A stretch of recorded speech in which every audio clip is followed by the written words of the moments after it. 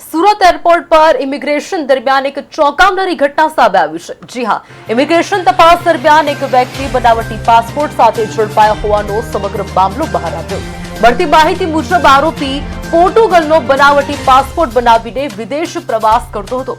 આરોપીની ઓળખ ભાવેશ ધીરુભાઈ બારોડ તરીકે થઈ છે। જ્યાં પોલીસ તપાસમાં સામે આવ્યું છે કે આરોપીએ વર્ષ 2019માં બનાવટી પાસપોર્ટ તૈયાર કર્યો હતો અને તે પાસપોર્ટના આધારે અનેક વખત વિદેશ યાત્રા પણ કરી હોવાનું સામે આવ્યું છે।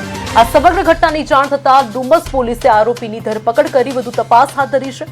પોલીસે આરોપી પાસેથી બનાવટી પાસપોર્ટ પણ જપ્ત કરી દીધો છે।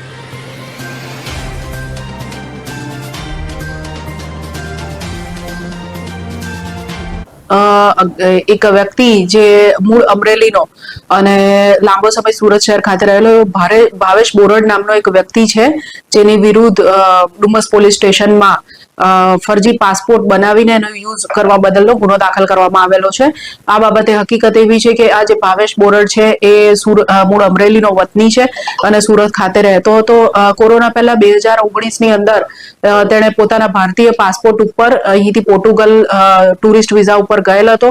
ત્યારબાદ ટુરિસ્ટ વિઝા પૂરા થયા પછી તે લિસ્બન ખાતે રોકાઈ ગયો અને ભારત પરત આવેલ ન હતો। જે પોર્ટુગલમાં રોકાયો તે સમયગાળા દરમિયાન તેણે ખોટા પુરાવા ઉભા કરી અને પોર્ટુગલનો ખોટા ડોક્યુમેન્ટ્સના આધારે પોર્ટુગલનો ત્યાંનું આઈડેન્ટિટી કાર્ડ અને પાસપોર્ટ કલ્પેશ બામણિયા કમલેશ કુમાર રતિલાલના નામે બનાવેલ હતો અને એ જે ડુપ્લિકેટ ખોટો પાસપોર્ટ છે, ફેક પાસપોર્ટ, એનો ઉપયોગ કરીને મુસાફરી કરતો હતો। એક વ્યક્તિ જે મૂળ અમરેલીનો અને